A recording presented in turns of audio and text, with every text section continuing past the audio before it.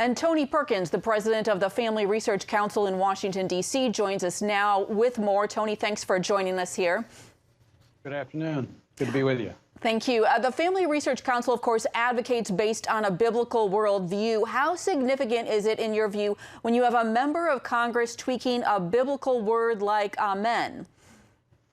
I think it's very significant where you have a member of Congress standing under the words, "In God we trust," invoking multiple deities, one of the Hindu gods, and gods by whatever name you call him. I mean, this is a major break from a country that is founded upon a Judeo-Christian view of God, the Hebrew God, the God of the Old Testament and the New Testament. And so I think it's quite significant. It also shows the hypocrisy and the confusion of the Democratic Party, because as was just pointed out, the word amen or amen, which is the Hebrew word, means truly or let it be, is not a gender-derived word. It has nothing to do with gender.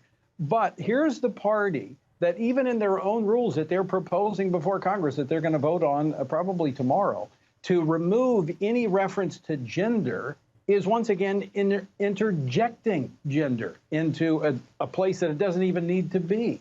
So this is very troubling. It really, I think, sets the tone, too, for this new Congress. I also want to ask you about that audio recording that we just listened to on the show between the president and the Georgia Secretary of State.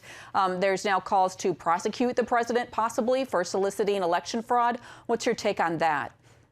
Look, anything this president does is going to elicit calls for him to be prosecuted, impeached, whatever. Look, the president is very frustrated, as are many voters. I mean, about 80% of what we call sage-cons, the spiritually active, governance-engaged conservatives, about 23 million of them across America, are frustrated. About 89% believe this election did not go as it actually should have gone, meaning there were irregularities, there was corruption.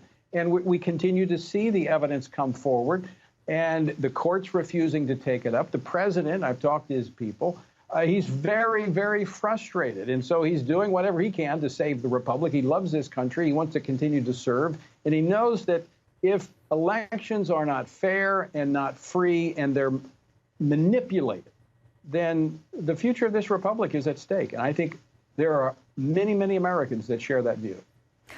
Just briefly, we have less than a minute, but I want to ask you, we've got Senator Ted Cruz calling for an emergency audit. But even if that goes forward and say they do find that that the results should carry forward, how does our country move forward when so many people have doubts about the integrity of the election?